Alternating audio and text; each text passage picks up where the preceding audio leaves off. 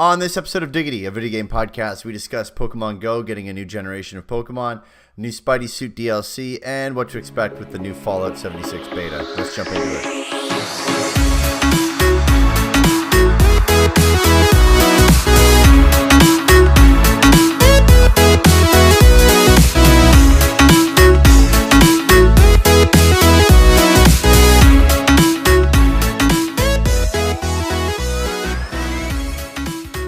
What is up, guys? Welcome to episode 12 of Diggity, a video game podcast.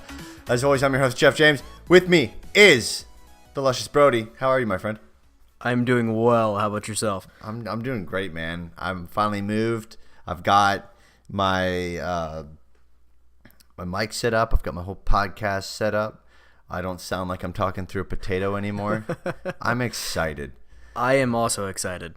Also, fall's here, which makes me even more excited because last night we got, I guess, our first frost and everything died. So that makes me excited because I get ragweed, or like hay fever and shit like that from ragweed in the fall, and I'm not down for that.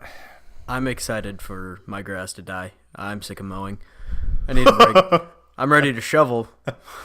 That's welcome awesome. To Indiana. Well, guess what? Guess what never dies? Social media. Oh, snap. You can follow us at Diggity Podcast on Instagram. Also on Twitter at Diggity Podcast. You can follow me personally at Jeff J. Zuck. That's JEFFJZUK on the Twitter. Slide into my DMs. Please don't. That's creepy. Brody, where can they find you? On Twitter at Brody Fultz, BRODYFULTZ. Woo! Subscribe to us on iTunes, Google Podcasts, Spotify, wherever you listen. Leave us a review. Helps us out a ton. And what also helps out a ton? Sponsorships. And today's podcast is sponsored by Audible. What's Audible, you ask? It's a life-changing thing. That's what God. Audible is. Let me break it down for you. There isn't a damn place on the internet you're going to be able to get knowledge like Audible. You may think to yourself, oh, I like books. That's cool. This isn't a book, bro. This is a book reading to you. This is a magical book. You can plug this book into your iPod, your Kindle, your iPhone. Maybe you don't like iPhone. Maybe you're like, fuck iPhone. I like Android. Go for it. This book reads to you, bro. You can learn. And listeners of Diggity can go over to audibletrial.com/Diggity. It's Diggity, and get a free audiobook. That's a free book. A free book. Whatever you want. You can go download whatever the hell you want. You creepy? Go download some creepy book. You want to get freaky? Go download some freaky book. You know, you want to go learn something new? I don't know. Download anything. Download, the research on semi-permeable membranes for reverse osmosis. Whatever you want. Doesn't matter, man. You can get it on Audible. And like I said, if you head on over to audibletrial.com/Diggity, Diggity, you can get a free audiobook download and a 30-day free trial at Audible. It's owned by Amazon, so you know it's something. And you know it's kind of good. Holy shit, this is bad. And you get access to over 180,000 free titles, like I said, for your iPhone, Android, Kindle, or your MP3 player. Honestly, I actually use Audible to listen to a lot of books. I mainly, honestly, listen to a lot of business stuff, as well as some kind of like biography books. But hey, look, if you a lazy person and you got to read your kids at night, put Winnie the Pooh on and just leave. And our podcast can give you that gift. So anyways, today's podcast brought to you by Audible. Thank you so much, Audible. With this being the Tuesday show, I'm just going to jump right into it with the games coming out this week. There's a ton of them. Oh, dear Lord. So, October 16th, that's today, people, in case you didn't know. The Packet Queen comes out on PC. Starlink Battle for Atlas comes to the Switch, Xbox, and PS4. Big Buck Hunter Arcade comes to the Nintendo Switch. I have to say it like that. Home Sweet Home comes out on Xbox and PlayStation 4. Penguin Wars. Wow. Yeah. I'm fired the fuck up. Comes out on Switch, PlayStation 4, and PC. NBA 2K Playgrounds 2 comes out on Xbox, PlayStation 4, and Switch. Crayola Scoot, which is a scooter game surrounded by the Crayola IP and branding, comes out on PlayStation 4, PS, Now I'm Switch, excited. comes out PS4, Yeah. PC, Switch, and Xbox One. Lego DC Supervillains. That sounds like a kick-ass game. It's coming out on Nintendo Switch, PC, PS4, and Xbox One. Warriors Orochi 4 comes out on Xbox One, Nintendo Switch, PlayStation 4, and PC. Heavy Fire Red Shadow comes out on PlayStation 4, Xbox, and PC. Jeez, that's a lot for today. Yeah. On October 18th, The Room comes out on Switch. Not the terrible movie where he's like, oh, hi, Mark.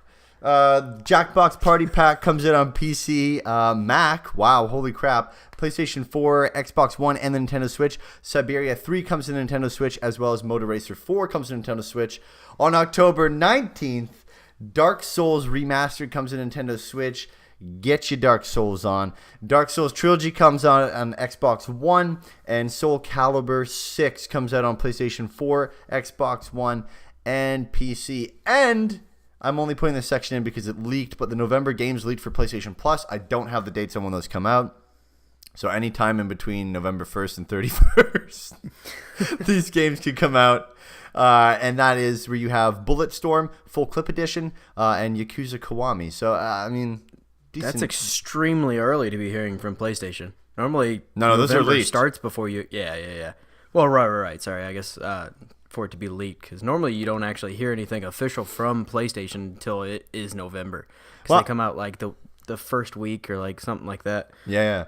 The Xbox games with gold, there's some rumors going around that Bastion might be free. Oh, really?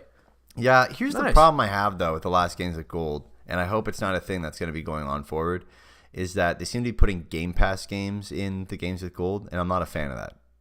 No. And that's a separate service that I pay with the games with gold, or like Right. Xbox Live Gold. Like, get me, new stuff that's not available on Game Pass. Like, I get it, you're trying to get people on Game Pass, but come on, Microsoft. Let's figure this out. Yeah, this is bullshit. Anyways, right into news. Pokemon Go news.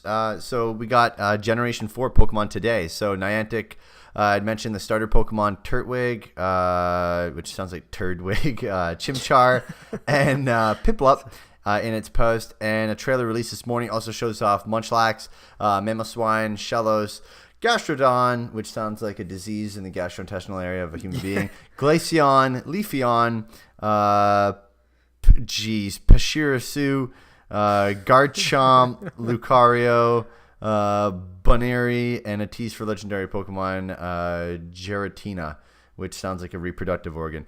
In addition, a promo image included Bidoof, Starly, Staravia, Shinx, and Luxray. So that's great. I mean, I'm not a big Pokemon Go player. You're kind of the No. Pokemon Go guy? No. Oh, okay. You're not. Yeah. Great. No, I'm not, but that's all right. Pokemon. They got Pokemon, updated. yeah. Pokemon Go. It got Generation 4 Pokemon. So you know what that means now, Brody. That means that they're making, Yeah, they're already working on let's the go Gen 4. generation. Yeah, what were the Gen 4 games? Was that Oh, dude, that's Diamond or White and Black. was it White and Black? I'm pretty sure. Because Johto. Yeah. And then the third was Ruby and Sapphire. And then, White and Black. Wow. Wow. Dang.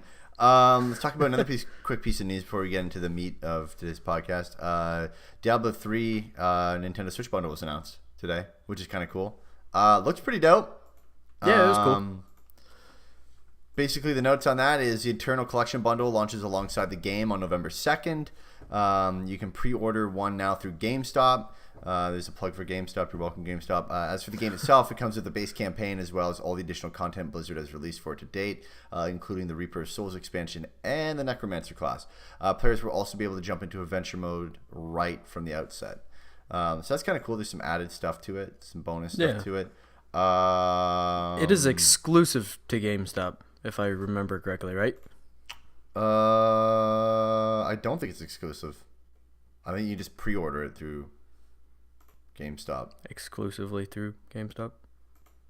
Oh, well, okay. Yeah, but I'm sure it'll be sold in like Walmart after being pre-ordered. I don't know, man. I think this Really? was actually the way I took it was that this is something you can only get at GameStop.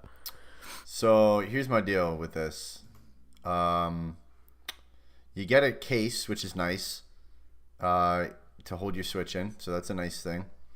And you get the Switch. Basically, on the back, it's got the tail of an enemy. The controller has no design on it whatsoever, aside from the back having a tail. And then the Switch dock has, the old classic hero foe kind of fighting action kind of stuff on the Switch. But it's kind of it's nice because it includes a lot of stuff. I like how it includes a carrying case. That's nice. The carrying case is really cool looking. It is cool. But looking. again, the Switch, like, no cool colors, nothing. Like, give me a sick, like, deep red or something, man. Give me a deep Back to red the Joy-Con Switch. colors. Like, give me something. This is just a basic gray Joy-Con, and then the dock just has... Well, and on this one, the Joy-Cons don't even have anything on them. Like, they are literally just the base gray Joy-Cons. There's nothing. I know. But, did you see the back of the Switch? Like, they could have done so much with that, and look what they ended up doing. Yeah, they threw some tail on there that I'm not familiar with the Diablo series that well. Like, I started playing it, and then I always get sidetracked. So I don't even know what the hell that is. I mean, I'm sure a diehard Diablo fan would know, but I have no idea. Yeah, but even if you die hard, are you going to appreciate going, holy shit, there's a tail on the back of this thing? Like, probably not. Right. Well, even then, they could have taken, like, the Diablo, like, devil head and put it on the back, because that's nowhere on here. I mean, they do have one enemy on the front of the dock. I guess that is the devil. They could have wrote Diablo on the back of this thing in white Sharpie, and I think I would have been more pleased. Yeah. I mean, they could have spelled it wrong. Come on, man. They could have used the silver Sharpie at least. That's nice, enough. the metallic silver. Yeah, but it would have been cool to see, like, oh man, could you you imagine Joy-Cons that are like that look like bone, or they're like deep red or something like that, or like imagine a Joy-Con and a dock that looked like almost like the Gears Xbox One.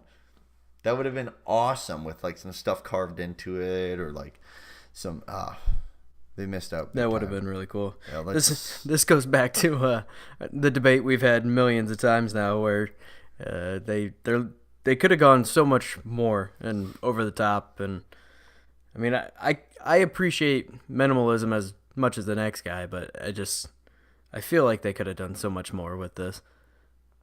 Oh, easily. All of these they can do so much more with. And, like, they need to offer more colors of Joy-Cons. People would go out in droves and buy Diablo Joy-Cons, even just by themselves, if they made, like, a sick design. Or if they had a cool design Joy-Con for Diablo, me even not being a big Diablo player, like, I'd still probably go buy them because they would look badass. Huh. I mean, I think it'd be... Nintendo just needs to go a little bit out of their comfort zone and make some badass looking stuff. Yeah, we'll have to see if whatever game down the road makes them jump to that. Like, hopefully they, do one. I was hoping that they would do one for Mario Party, and it would be like this, like, super fun, like, colorful, bundle where, like, the Switch dock is like some, like, crazy color, and the Joy-Cons are a crazy color. And well, and they did do a special bundle, but it's literally the same. It's like the Splatoon Joy-Cons. It's like that same pink and green or whatever it is. Oh my gosh! Which is a big letdown. Which that also doesn't make any sense. From a design standpoint, I don't know why Super Mario Party, why Super is in pink and green, and then the P is in blue. I guess the P is for the pound block or the pound button or whatever, but the why not just do yellow letters for Super? Because it's Nintendo, man. Just make cool stuff and I'll buy it. Man, oh my god. Speaking of that, you brought up Mario Party. Did you ever pick it up, or are you just gonna bum off my copy? I have not picked it up yet. I will eventually pick it up myself. I have not got it. I was just curious. I have been absolutely swamped with moving, and I finally got like my office set up and everything. But yeah, no, eventually I will pick that up. So anyways, that's Diablo 3 Nintendo Switch bundle. Go pick that up November 2nd, or you can pre-order now through GameStop, like I said. On to the next bit of news. New Spider-Man DLC suits, man. Insomniac unveiled 3 new Spider-Man suits players will be able to get in The Heist, which is a DLC component. Like most of the other suits in the game, 2 of them are drawn directly from the comics. The red and black suit from Scarlet Spider 2, as well as a Spider UK suit from the Spider-Verse. Rounding out the trio is the Resilient suit, which was an original design by Marvel illustrator Gabriel Dell'Otto. I am so excited. They look awesome. The Scarlet Spider suit is exactly what I've been saying I wanted this entire time. That is the Scarlet Spider suit that I wanted. So I am pumped. But I got to get through it before Red Dead comes out. Oh, you've only got 10 days. It's not even 10 days. It's like 4 days. Is it the 23rd that comes out? It comes out, the DLC comes out next Tuesday? No. I meant Red Dead Redemption 2 comes out. No, it comes out that Friday. Yeah, sorry, 10 days until... Yeah. I meant in between Spider-Man and Red Dead. I see what you're saying. My bad. 10 days from... Yeah, so 10 days from now. Yours is a Scarlet Spider 2 suit is your favorite. Mine is definitely the Resilient suit. That's friggin' dope. He's walking around looking like a hubcap. A shiny-ass looking hubcap. Well, I like the Scarlet Spider one just because that's one of my favorite Spider characters. So I wanted that from the get-go, even though most people probably have no idea who that is. But I was pumped about it. So yeah. So the heist centers around Peter Parker's love interest / villain, Felicia Hardy, better known as Black Cat. It'll be followed by 2 more DLC chapters later this year. Turf Wars, which will arrive in November, and Silver Lining, which is slated to release in December. You can purchase the heist individually for $10 US, which honestly is not that much at all. Or you can get all 3 chapters together in the City That Never Sleeps bundle for $25. So not a bad, that's fair pricing on it. I mean, I don't know how much gameplay is being added to it, but, you know. I would assume maybe, somewhere between 2 and 4 hours, I would guess. I know that's a big gap. 1.5 to 3 hours. Probably have extra gameplay, I bet. Yeah. So I think it's not. I'm excited. Black Cat's an interesting character. Her run-ins with Spider-Man are usually pretty fun, kind of lighthearted while still being absolutely batshit crazy all at the same time. So with this stuff too, Spider-Man gets an update tomorrow on October 17th. The update will bring New Game Plus, Ultimate Difficulty, 2 new trophies, the ability to rotate stickers in photo mode, and will bring some bug fixes. New Game Plus mode allows you to play the story and all activities in the open world again with all of your unlocked suits, skills, gadgets, mods, and benchmarks from the beginning. The 2 new trophies are for completing the game on Ultimate Difficulty and finishing a New Game Plus run, which is pretty interesting. So Ultimate Difficulty, I'm sure that's ridiculous. Those are those both plat trophies, or is one plat, or do we know? So I'm not sure. I do know that generally when they do something like this, the new trophies that they add don't affect the platinum you already have. As far as what those trophies are actually worth, I'm not sure. But yeah, that's some serious time right there to do that.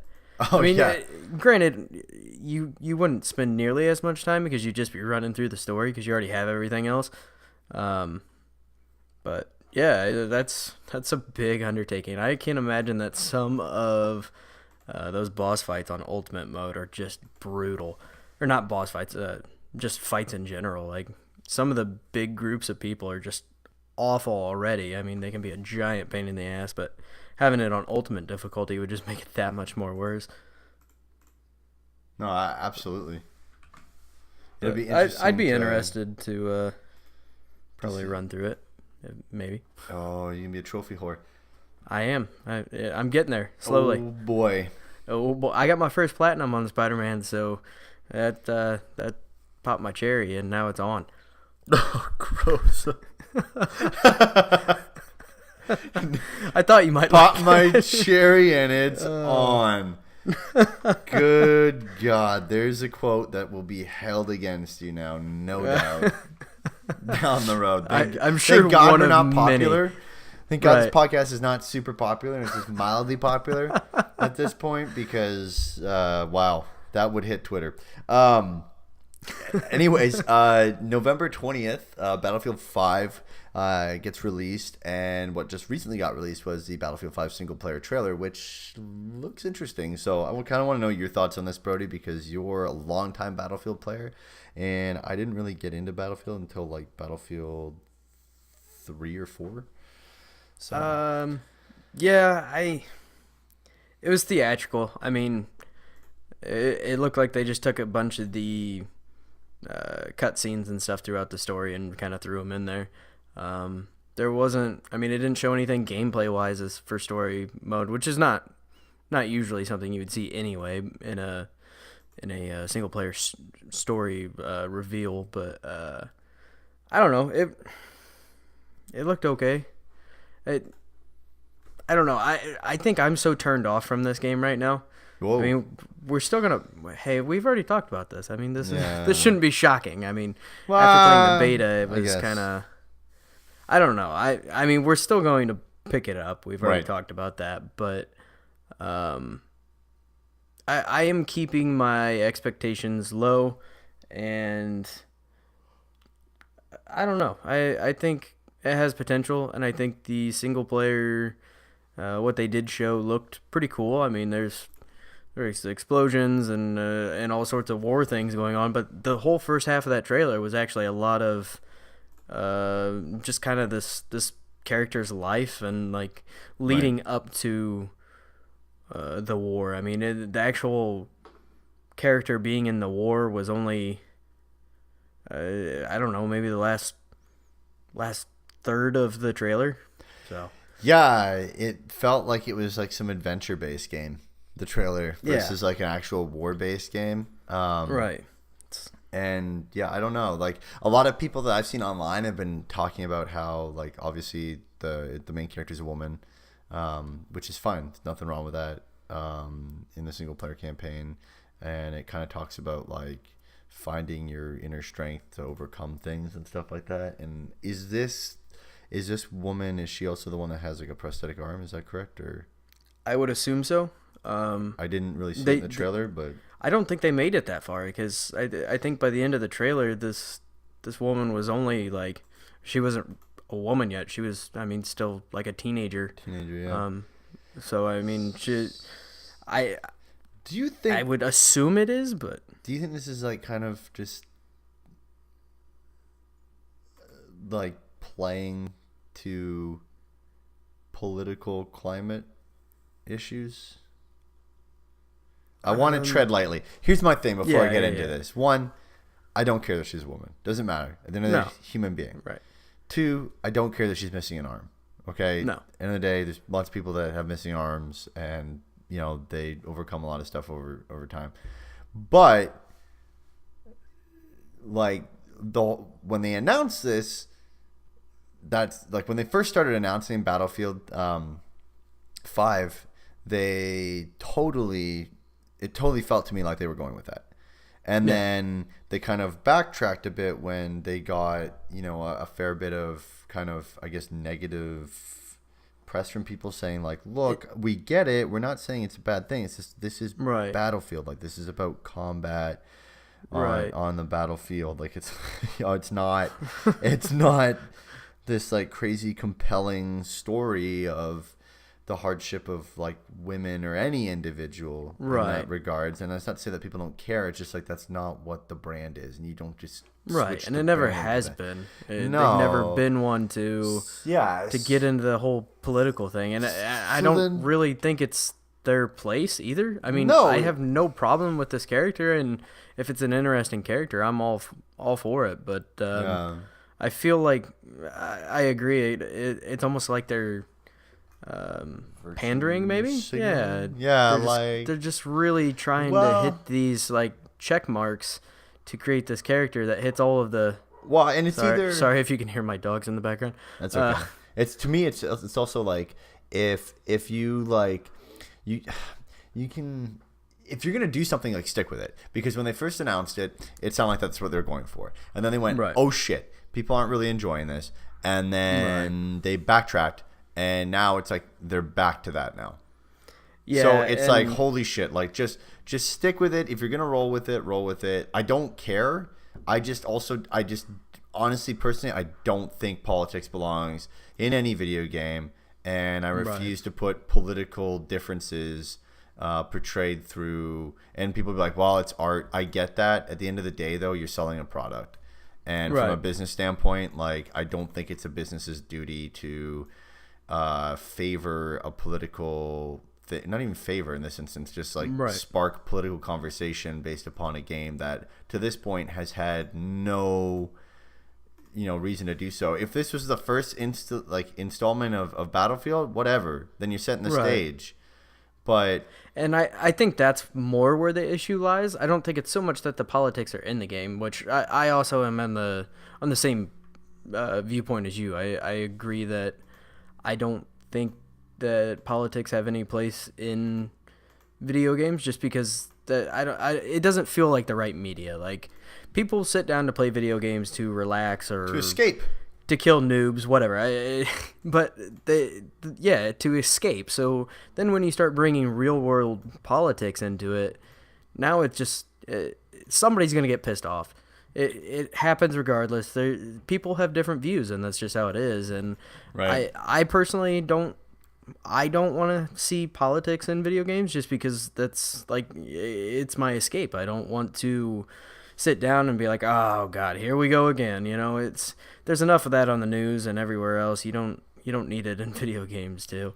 No, absolutely. And that's the thing. Like, I don't know. I don't know what they're trying to go for. I hope the game ends up being more, what Battlefield should be, and not like, wow, like, take a look here at this, I don't know. It's like walking on eggshells, right? Because people say, like, oh, Jeff, you're a jackass because you just don't want a woman to play. And that's absolutely not true at all. Like, fundamentally, that's just not true. It's just, you have a product. If you want to add women into the product, no problem. Go for it. All more power to you. Absolutely. But, like, don't fundamentally change the entire brand of a game and the entire way a game works just to appease a certain demographic of the population. Because the whole fucking point of this too, like, I'm sure they wanted to do it for good reason, and that's fantastic, great for them, right, for equality, right. However, I'm also sure that part of it too is to get some awesome fucking press. Yeah. Like, this should be all over Vice or other places, like, hey, we're going to get... Yeah. No, I'm not talking video game press. I'm just talking about, like, just life press. Right. It's like, oh, EA introduces a new game with, woman character with one arm in it. And it's like, okay, great. But, like, at the end of the day, is it a good game? If it's not, it's not a good game. And it doesn't matter what you did in the game. It wasn't a good game. Yeah. Yeah, I agree. I think... it just feels very forced, and I feel like they're trying to do things that have never been a part of the series, and it's not the time to start now. And the whole way that this has all been revealed, this whole game in general, has just been kind of confusing. They'll, lead with this and then back out, lead with this and back out, and then put the beta out and then push it back, and it's everything seems very sporadic this go around, and that's not normal for DICE, and that's, I think, part of my concern with this game. I'm not confident in this right now at all, and that's a shame, because I do like the Battlefield series. I actually prefer the more modern Battlefields. I like 4. I don't want futuristic, but I also I'm over the World War I, World War II, things like that. I mean, been there, done that. All of the original Call of Duties, and like up to 3, they were all, World War I, World War II, or Medal of Honor back in the day. Like, all those games have covered those wars pretty extensively, and the modern ones just feel better. They're not obviously not futuristic, but at the same time, the modern technology in them, like your thermal sights and things like that, like it just adds a whole nother element to the game that I prefer. So I'm kind of over this anyway, but I'm still along for the ride, if that makes sense. Yeah. No, and honestly, dude, if this is not good, I don't know if I will honestly buy another Battlefield if this one is not good. I I think Call of Duty's kicking their ass big time. Like on that, I don't know if you've heard, but so Activision hasn't shared like their full numbers, and they don't share any of its actual sales numbers from any of its Call of Duty games for many years now. They're pretty secretive about all that, which is good. A lot of people get annoyed at that, but I don't know why they're their numbers. There's nobody else's. But they were quick to announce that Black Ops 4 is the biggest day one digital release in the company's history.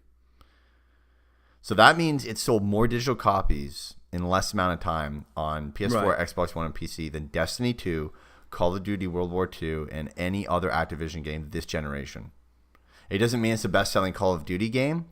Right. However, it's unclear. It was kind of a loaded statement, but at the same time, like it's still an impressive statement. Yeah, I mean, some highlights from it is Black Ops 4 became the best-selling day one full game on the PlayStation Store globally. The game became the best-selling Activision day one digital game on the Xbox Store. The release on Battle.net also saw a major boost, more than doubling PC digital sales over last year. And the total number of people who connected online to play Black Ops 4 increased from last year's release. So that's, it's insane. But, none of that means that Black Ops 4 actually outsold World War II yet in total day one sales. And we won't know that for a while. But, I think Call of Duty is going to make a big comeback here. I mean, not that it really left, but you know what I mean, like a big surge. Right. Well, and to an extent, it did kind of leave. A lot of its core player base has moved on. Yeah. Granted, they were always bringing in more, but they did lose a lot of their player base that has been playing their games for forever, myself included. Like I have not even been interested in a Call of Duty game in years, and I am honestly considering picking this one up. If nothing else, just for arcade shooters here and there, and a replacement for PUBG, because fuck that game. But no, I didn't think I would ever be thinking about another Call of Duty, and even when this one was announced, I had no interest in it, and now I'm actually considering picking it up. Kind of tossing around the idea a little bit here and there, but thing is, with Red Dead so close, I'm kind of holding off, and also I know neither you nor Craig are going to pick it up, so I'd be playing by myself, which that hardly ever happens on Xbox. So yeah, no, and that's the thing, like, so going back to Battlefield 5, that trailer honestly did nothing for me. Like, I was not a fan of that trailer at all. I was also I wasn't like, this sucks. Yeah, no, exactly. It was just okay. Yeah, like it was never, hey, this is great. Holy shit, I got to go and get this right now. Or, man, I'm pumped. I can't wait for November 20th. Nope. Literally just watched it. I'm like, okay. Like, the opening looked like a new Tomb Raider. Yeah. Yeah, that's how I felt too. I actually almost made that parallel earlier, but it didn't feel like Battlefield. Do we know how long the campaign is going to be? I have not heard anything. No. What were the last ones? You usually get somewhere between like 6 to 8 hours, maybe. Yeah. Battlefield 1 didn't really have a single player campaign. It did, but it didn't. It was that chopped up episode-y, whatever the hell that was, which was actually kind of cool in its own right. But most shooter single player games like that mainly specialize in multiplayer, they're usually like 6 to 8 hours long or so. I'll have to see. I don't know, dude. Battlefield 5 not looking so good for the brand. We'll have to see how it does. Yeah. On to another game, though, which is Fallout 76, which is going to be a monolithic, like massive, just ridiculous success, I think.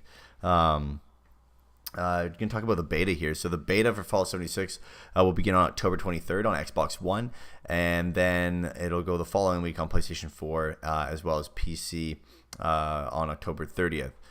So even if you've received a code, though you may not necessarily have been invited to the first wave, Bethesda plans to start small to stress test the game and expand slowly. So your actual start date may vary within those weeks. The beta will be available exclusively for those who pre-order the game across PC, Xbox One, and/or PlayStation 4. Digital pre-orders will be entered into the pool automatically, while physical pre-orders will receive a code to enter into the accounts page once the beta has gone live on your platform of choice. The Fallout 76 beta is the complete full experience, but Bethesda says that it's currently planning to allow players to carry progress over into the full game. However, console players will need to re-download the launch version, whereas PC players will not need to download a new version upon launch. The beta will be 45 gigs in size, so you can bet that the game will probably sit at around 50 gigs in its full release, I bet. Yeah, because they'll probably add some patches and things here and there, but yeah, or it could be smaller, just because it could be the the that's beta true. stuff. This game confuses the hell out of me. Like, I think I know what it wants to be, but I also don't. So the way they've described it so far, they've come out and said you can play this game by yourself. Like, essentially play it by yourself, but you're always online. So there will always be people there, but you can still get not really a single-player experience, but, I mean, you don't have to team up with the other people that are on your team, per se. And then you have the whole, like, base nuking part of the game, like, where you can set up these launch codes to nuke the other team's base. Like, I just...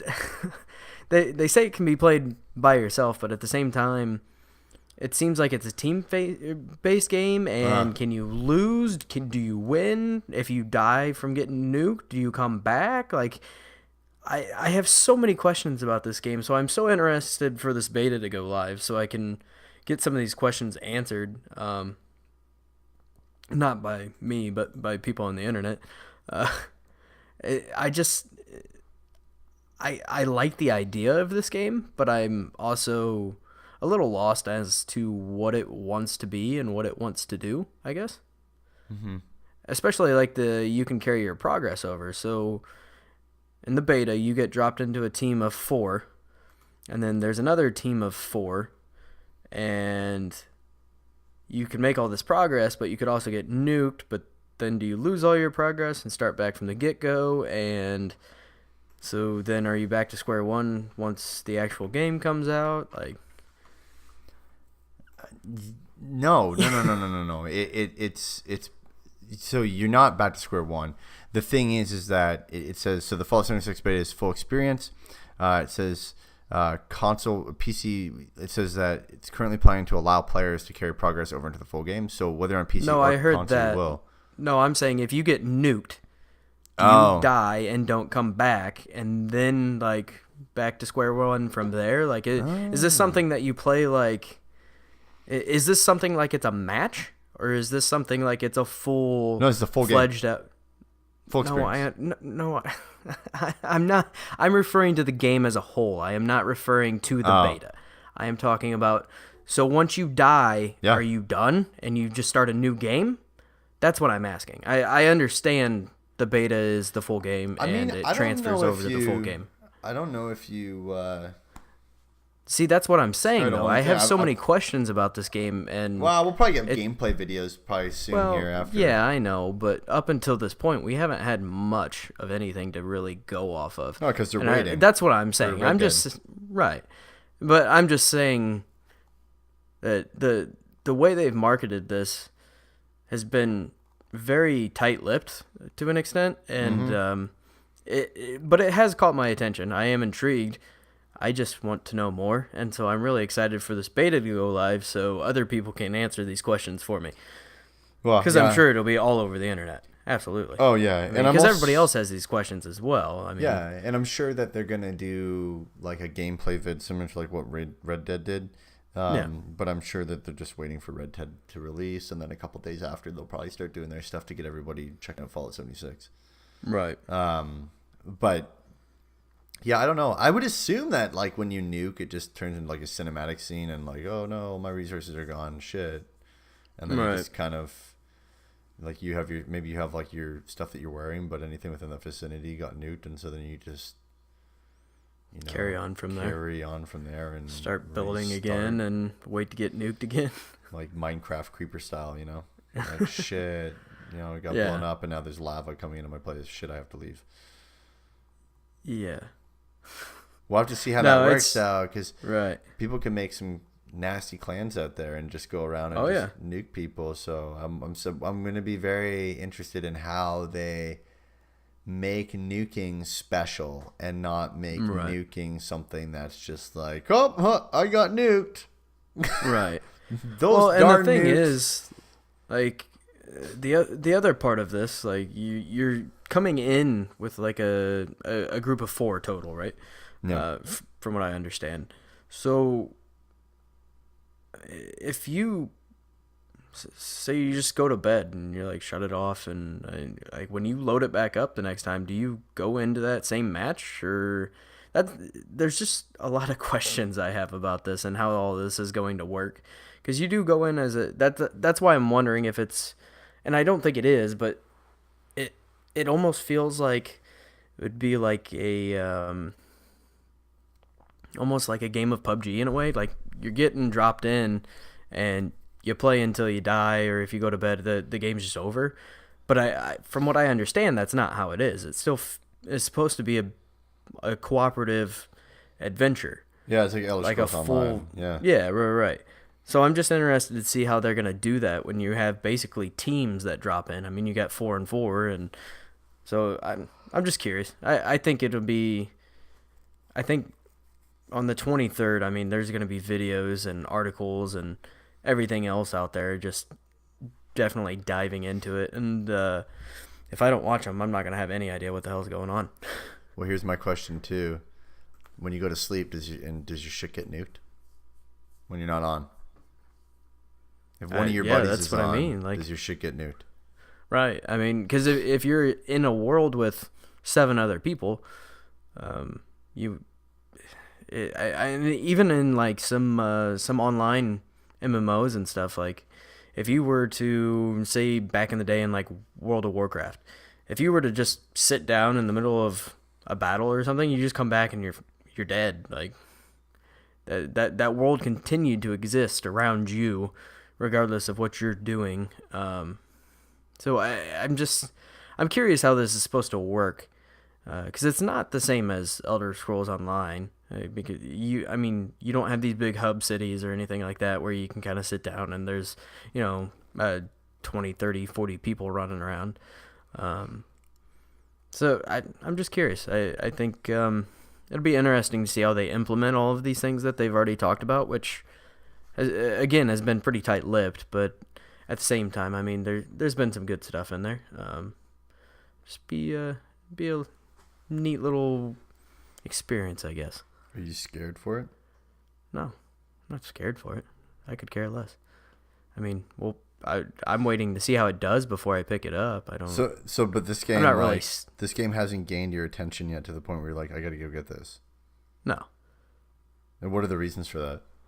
Like, is it just because you haven't seen much on it? Like, because I don't know what the hell it is yet. I mean, in all honesty, I mean, I know it's an online Fallout game, but I don't know how any of it works as far as how progress and things like that are carried on, and so I don't know. I mean, I'm interested, but right. I've been burnt too many times on buying games that I thought for sure would be good, so I am slowly getting to the point where I actually wait for them to come out and read reviews and things like that, and not just go based off of gameplay trailers that are designed specifically to get you to go out and buy it. So basically anything other than Red Dead for the foreseeable future, I don't have anything pre-ordered, and I'm kind of just waiting on reviews and seeing what happens. So wait, did you but you already pre-ordered Battlefield 5, right? Correct? No. Oh, wow, you didn't? No. And you're not going to anymore? Because I've had the thing with Craig, you're like, hey, Craig, let's go get Battlefield 5. Well, I have to, because he did send me money for it, but Uh-oh. so I have to at some point. But I'm waiting as long as possible. I don't want to boost their pre-order. Jesus. Their pre-order numbers. No, I don't know. I haven't yet. I've just been dragging my feet on it because it got pushed back a month. If it was still releasing this week, I would have obviously had it pre-ordered by now, so I could get it downloaded. But no, I think once we get closer, I'll have it because I told Craig I would. But which game does better, Fallout 76 or Red Dead? Red Dead. Really? Yeah. I think Elder Scrolls Online is concerned enough people, I think. There were some major issues with that game, and I think it's concerned enough people that people are hesitant to jump into whatever this Fallout 76 is going to be. And on top of that, I think the hype for Red Dead is just unreal. Like, the internet can there will be 18 posts on Reddit if one little thing about the game comes out, like there's this and this and this, and it's like minor details. Like a couple weeks ago, or no, it was last week, the internet like freaked out a bit, and they're like, oh, if you turn off your mini map and the only way you can figure out where to go is from people around you. They'll start talking about locations and giving you directions. And this blew up for like 2 or 3 days, right? And everybody's like, oh my gosh, this is so good, this is so good, this is so good. And then Rockstar came out and was like, that's not really the case. They're like, they always do that. You just pay a lot more attention when you have your map turned off. And just completely shot it down. And it's just, I think the hype and the excitement behind Red Dead is much larger than Fallout 76. Like, there's plenty of people excited for 76 as well. And I'm interested, but I personally am way more excited for Red Dead. Got you. So. I'm definitely looking a lot more forward to Red Dead. I've never been like a massive Fallout guy. I think creating an online world for Fallout makes me want to get into it more. With my friends,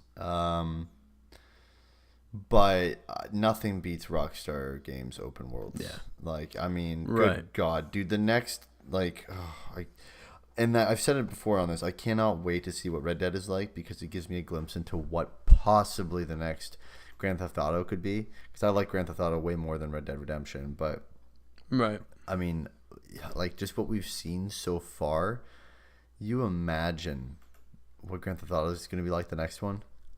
Like, holy shit. Oh, I know. It's going to be unreal. Well, and I'm actually excited for Red Dead because I grew up on Westerns. So that's my dad was huge into Westerns. I've probably seen 98% of them, and at least twice. Most of them multiple times. So I can get into those worlds. I really like those worlds. They're very cliche worlds generally, but they're still a lot of fun. Just a rough and tough kind of world where if you have a problem, you go out and shoot at each other. Like, no. What do we? I think it's just gonna be. It'll be a nice break. I mean, because we've had 2 GTAs since the last Red Dead, or was Red Dead in between GTA 4 and GTA 5? I can't remember. I think it was. Did it go Red Dead then GTA 4? Let me no. Check. I think GTA 4 did come out. GTA Red 4 Dead. Came out April 29, 2018 or 2008. Sorry, and Red Dead I think came out in 2011. Yeah, I was thinking 10. Red Dead May 21st, 2010. Yes. Okay. So it came out in between, 5. Yeah. So they did break it up, I guess. It seems like it's been longer, I guess. Just because what's crazy GTA is 5 has been going on forever. Well, it's been 5 years, yeah. Yeah. Since Grand Theft Auto 5 was released.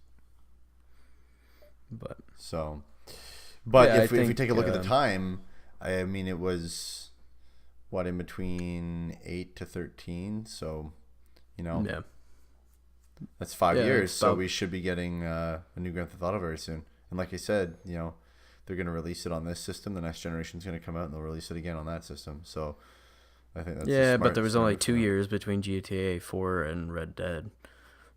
So there's been 5 years in between GTA 5 and Red Dead 2. So I mean, but these games are also massive.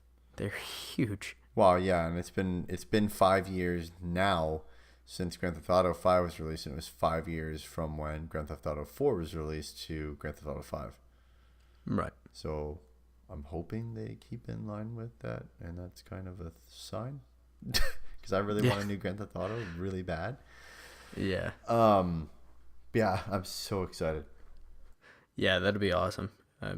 I'm pumped for Red Dead, but yeah, once a new GTA is announced, I'll be pretty pumped for that for sure. Sweet. Well, man, I mean, that kind of does it for our show today. Like I said, today's show was brought to you by Audible. You can get a free audiobook download and 30-day free trial at audibletrial.com/diggity. It's Diggity. You get access to over 180,000 titles to choose from for your iPhone, Android, Kindle, or your MP3 player. So head on over to audibletrial.com/diggity to get your free audiobook download and your 30-day free trial. Follow us on Instagram at Diggity Podcast. Leave us a review. It helps out a ton. When you leave reviews, it helps us do two things. One, it helps us make the show better, because if there's something you didn't like about it, we can change it. And two, it helps us get more reach on different websites, as well as on iTunes, on Spotify, on Google Podcasts, all that stuff. All those algorithms love that. And I guess we'll see you guys for the Friday show. And hopefully in between that time, we've got some gameplay from Fallout or some new gameplay, hopefully, for Red Dead. I'm thinking we might see some more gameplay from Red Dead. So Yeah, that would be my guess. Sweet. All right, guys. See you later.